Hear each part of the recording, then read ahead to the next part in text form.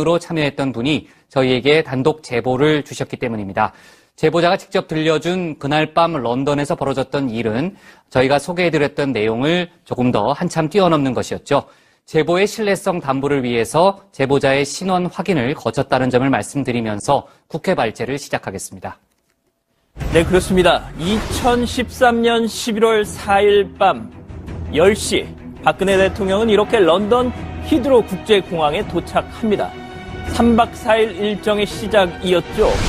국빈 방문이었기에 숙소는 버킹엄 궁으로 정해졌지만 밤 10시에 도착했던지라 첫날 숙박은 부득이하게 런던 시내 중심가 힐튼 호텔로 정해졌습니다.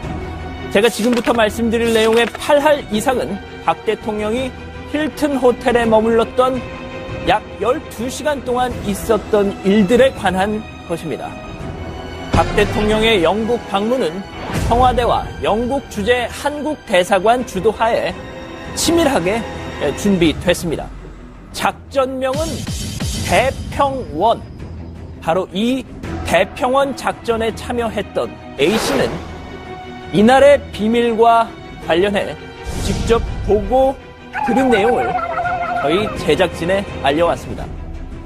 자, A씨는 그날 저녁 호텔에 도착한 엄청난 규모의 대통령 개인 수화물에 깜짝 놀랐다고 합니다. 특히 성인 남성 3명은 좋게 들어가고도 남을 크기의 옷장이 4개나 이렇게 실려왔더라는 겁니다. A씨는 이 안에 담겨있는 대통령의 옷들을 보면서 이 많은 옷을 도대체 언제 다 입을 생각인 건가 하면서 기가 찼다고 하더군요. 자, 이런 일도 있었습니다. 호텔 직원들이 대통령 전용기에서 내린 스티로폼 박스를 옮기면서 갑자기 비린내가 난다며 코를 움켜쥐더라는 겁니다. 자, 뭔가 하고 그 박스의 뚜껑을 열어봤더니 이렇게 활 전복이 있더라는 겁니다. 대통령이 아침엔 죽을 챙겨 먹는다면서 한국에서 이렇게 활 전복을 공수해 왔더라는 거죠. 자, 한 대사관 직원이 대통령을 지근거리에서 보좌하고 있던 윤 전추 행정관에게 물었답니다.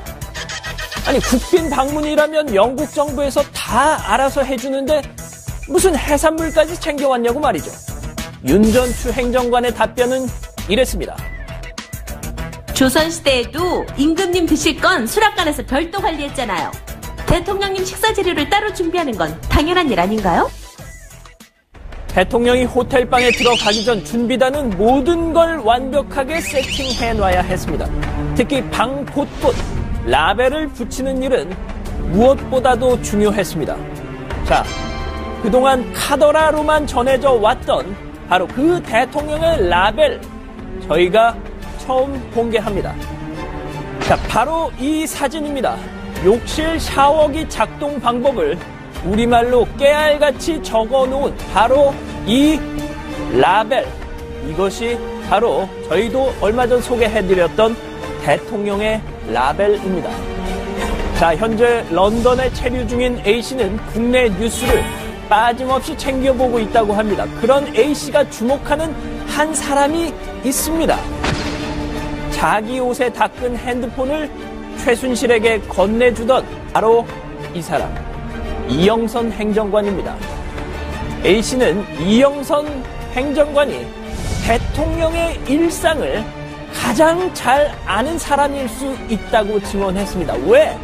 그날 밤 호텔에서 자신이 직접 목격했던 그 장면 때문에 말이죠. A씨는 이영선 행정관이 대통령과 관련한 핵심 의혹을 풀어줄 키맨이라고 지목했습니다.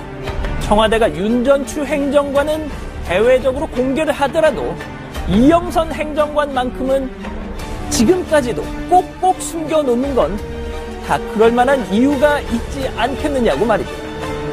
자, 자세한 얘기는 들어가서 전해드리겠고요. 오늘 국회 기사 제목은 되짚어본 대통령의 하룻밤, 이렇게 정해. 네, 김호준입니다. 박 대통령과 최순실 그리고 비서진들은 대포폰을 사용했다. 특검의 수사 결과죠. 어제는 그런 대포폰을 최순실의 개인 비서 노릇을 한 청와대 이영선 행정관의 후배가 운영하는 휴대폰 대리점에서 개설했다는 사실까지 밝혀졌습니다. 생각해보면 기가 막힐 일입니다. 세계 어느 나라 대통령이 자신의 비서진들과 대포폰으로 상시 통화하고 그리고 그 대포폰은 비서진의 민간인 지인을 통해서 주기적으로 대량으로 공급받습니까? 대통령까지 갈 것도 없습니다. 일개 주민센터도 그렇게는 안 돌아갑니다. 사기업도 그런 곳은 없죠. 사장과 직원들이 항상 대포폰으로 통화하고 몇 개월마다 폰을 전부 교체하고 그런 회사가 있나요? 범죄 집단 말고 그런 곳이 있습니까? 항상 대포폰을 사용하는 사람은 자신이 하는 일이 세상에 드러나서는 안 되는 일이라는 걸 스스로 자각하고 있는 겁니다. 박 대통령은 아무것도 몰랐고 오로지 국정 운영만 생각했다는 말을 그래서 믿을 수가 없는 겁니다. 국정 운영을 왜 대포폰으로 합니까? 김어준 생각이었습니다. 이 대포폰 이야기가 처음 나왔을 때만 해도 청와대에서는 말도 안 되는 얘기라고 했죠. 예, 펄쩍 뛰었습니다. 말도 안 되는 얘기라고 거의 뭐 코웃음을 치는 정도 반응을 했는데 요즘은 반응이 없어요. 네, 할 수가 없죠.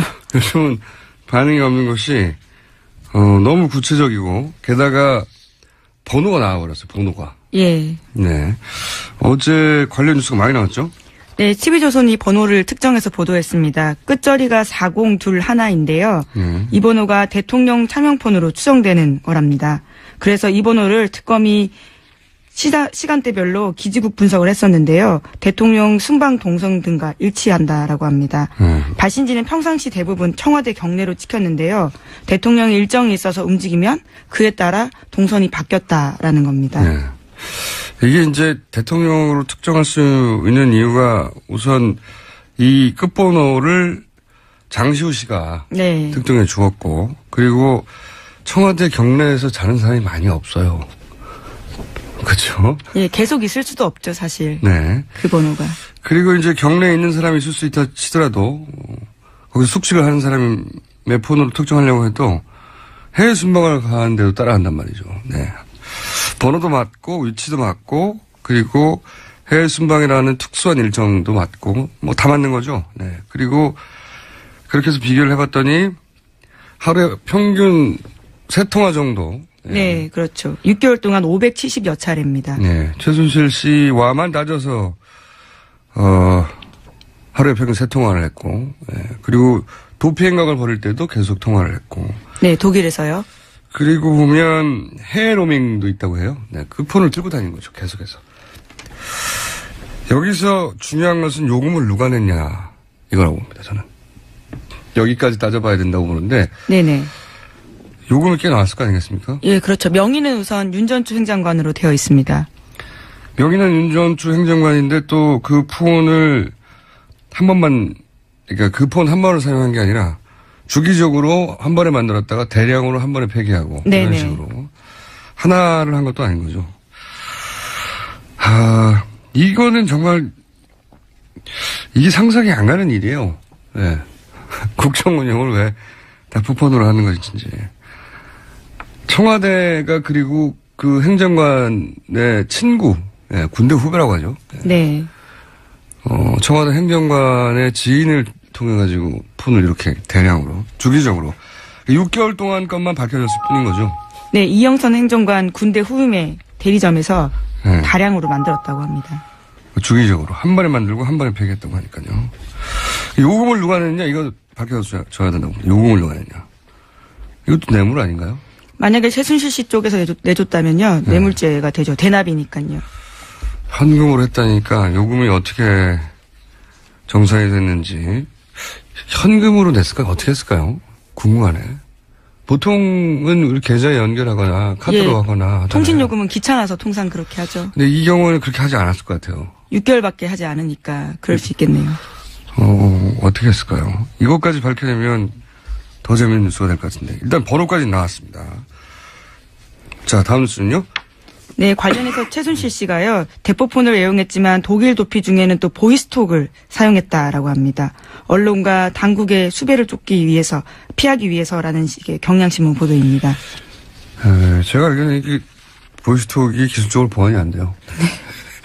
IT 전문가는 주변에 없었나 봐요. 네. 여하간 이 통화를 잡히지 않기 위해서 무지 노력을 했다는 거죠. 네. 무지 노력을 했고 차면포는 그 중에 일부인 것이고, 보이스톡도 사용을 했고, 그러니까 일반적인 통화는 하지 않으려고 했다는 거죠. 알려진 번호로는. 네네. 그렇고.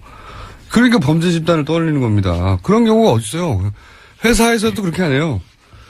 저는 이런 경우를 들어본 적이 없어요. 회사 사장이 항상 직원들과 대포폰으로만 통화한다. 주기적으로. 그런 회사도 없습니다. 회사도 없는 일이고, 무슨 어떤 정부 부처는 항상 그 부처는 항상 대포폰으로 회의한다. 말이 안 되잖아요. 근데 하물며 청와대에서 이런 식으로 주기적으로 했다는 건 자기들이 하는 일이 이게 이상한 일이라는 걸 알았던 거죠. 너무나 자명하게도. 왜냐면 이게 보안폰이 있거든요, 따로. 네, 그렇죠. 지급을 합니다, 청와대에서. 네. 물론 최순실 씨한테는 지급하지 않습니다. 그러니까요. 그러니까 예. 들키지 말아야 하는 일이라는 걸, 들키면 안 된다는 걸 알고 있었던 거죠. 너무나 자명하게도. 그런데 국정 운영만 했다고 하니까 믿을 수가 없는 겁니다. 말이 안 되는 거죠. 이 대포폰 만약에 취임 이후부터 계속 다 추적해낼 수 있다면 어마어마한 이야기 나올 것 같아요.